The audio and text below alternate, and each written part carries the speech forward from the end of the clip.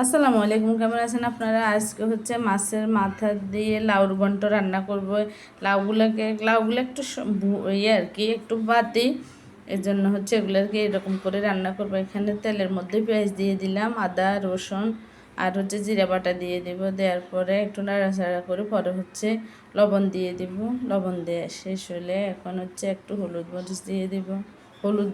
হলুদ আর কাঁচামরিচ দিয়ে দিলাম। এখন হচ্ছে এগুলো দিয়ে একটু কষাচ্ছি। মশলাগুলো কষানো শেষ। এখন হচ্ছে একটু গরম পানি দিয়ে দিব।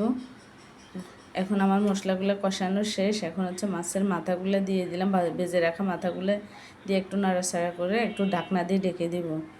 ঢাকনা দিয়ে ঢেকে দেওয়ার পরে হচ্ছে লাউগুলোকে একটু ঢাকনা উঠে পরে হচ্ছে লাউগুলোকে দিয়ে দেবে।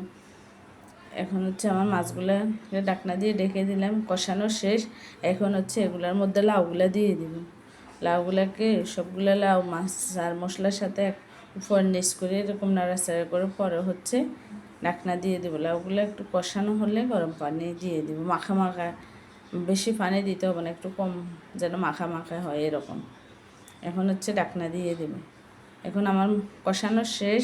এখানে হচ্ছে আমি পানি দিয়ে দিলাম, পানি অল্প পরিমাণে গরম পানি দিয়ে দিলাম, বেশি দিব না, আর একটু দিব লাউগুলো একটু শক্তের জন্য। এখন হচ্ছে আমি ঢাকনা দিয়ে দেবো, একটু ভালো করে সিদ্ধ হোক। এভাবে রান্না করে খেয়ে দেখবেন, অবশ্যই ভালো লাগবে।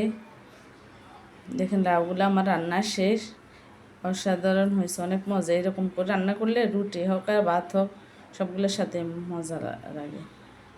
আমার লাউগুলো দেখেন কালারটা। আজকের মতন এখানে আছে। আল্লাহ হাফেজ, আসসালামু আলাইকুম।